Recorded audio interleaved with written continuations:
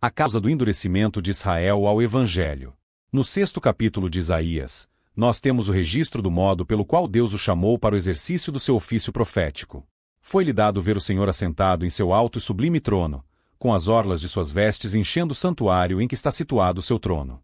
João afirmou em seu Evangelho que foi a Jesus em sua glória celestial que Isaías viu, antes da encarnação do Senhor neste mundo. João 12, verso 41. Ao redor do trono havia serafins, que são seres angelicais com aparência de fogo, porque a palavra seraf, no hebraico, significa fogo.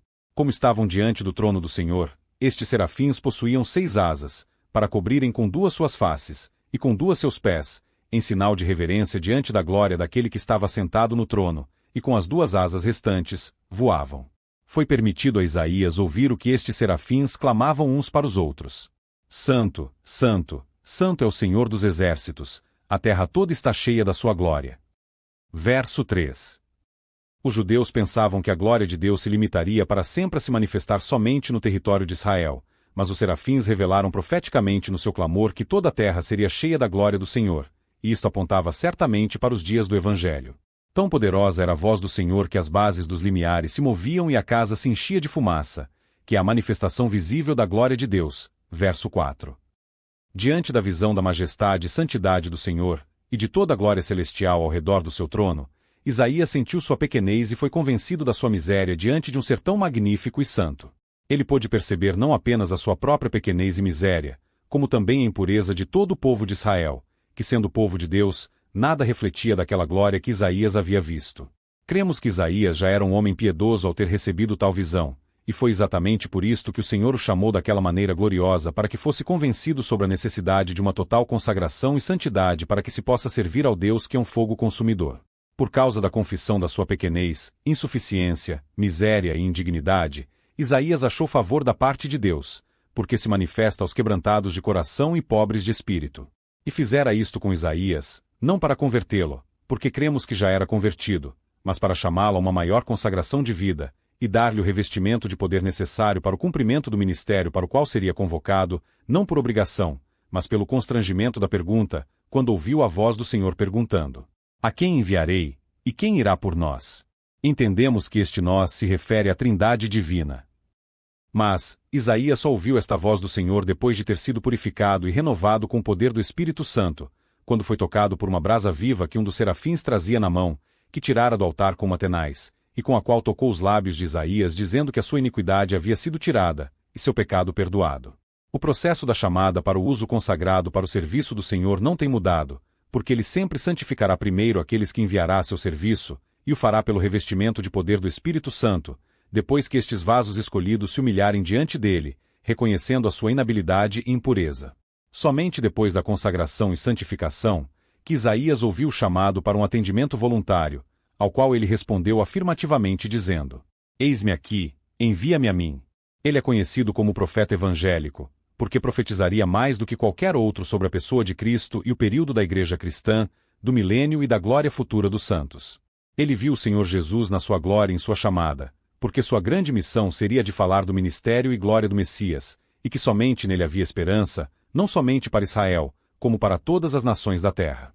Então, não é para se estranhar que não tenha sido chamado para convocar e confrontar os israelitas de seus dias ao arrependimento, durante o tempo do seu longo ministério, mas ao contrário, revelar aos israelitas que eles permaneceriam endurecidos à recepção do Messias e do Evangelho por um longo período, porque por causa do seu endurecimento no pecado, o profeta lhes diria o que sucederia a Israel durante o período de formação da Igreja de Cristo.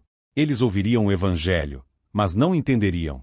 Viriam os sinais realizados por Cristo e pela Igreja, mas não perceberiam a mão de Deus agindo, porque o seu coração se tornaria insensível, e seus ouvidos ficariam endurecidos à voz do Espírito, e seus olhos fechados para verem a verdade da palavra do Evangelho. Versos 9 e 10.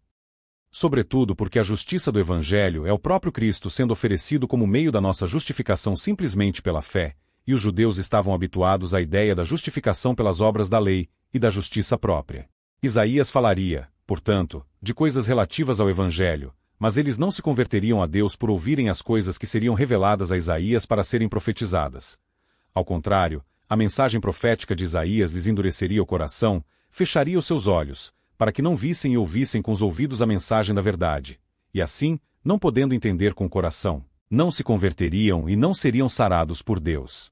A propósito, ao longo do livro de Isaías, foi-lhe revelado pelo Senhor o caráter da justiça que se manifestaria com a vinda de Cristo ao mundo, para morrer no lugar do pecador.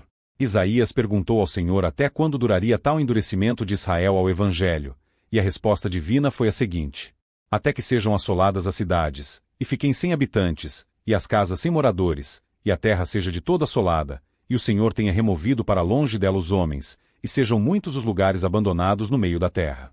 A remoção do endurecimento de Israel ocorreria somente, conforme do conhecimento do Senhor em sua onisciência, e como revelou a Isaías, somente depois que a terra de Israel fosse assolada, e as suas cidades e casas ficassem sem habitantes e moradores e a sua terra totalmente assolada. Isto ocorreria no cativeiro babilônico em 586 AC, e na diáspora causada pelos romanos em 70 DC, mas o grande cumprimento da profecia aponta para o tempo das assolações que serão realizadas pelo Anticristo. Apenas um remanescente seria objeto da remoção do endurecimento e se converteria ao Senhor, mas é identificado como sendo menos da 10ª parte da população que seria poupada. Este remanescente foi chamado de Santa Semente, e comparado ao toco de um carvalho que é deixado na terra, depois que este é derrubado, verso 13. A seguir procederemos à leitura do 6º capítulo de Isaías. No ano da morte do rei Uzias, eu vi o Senhor assentado sobre um alto e sublime trono, e as abas de suas vestes enchiam o templo. 2 serafins estavam por cima dele, cada um tinha 6 asas, com 2 cobria o rosto, com 2 cobria os seus pés e com 2 voava.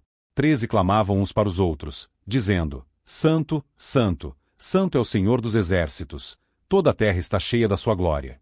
4 as bases do limiar se moveram à voz do que clamava, e a casa se encheu de fumaça.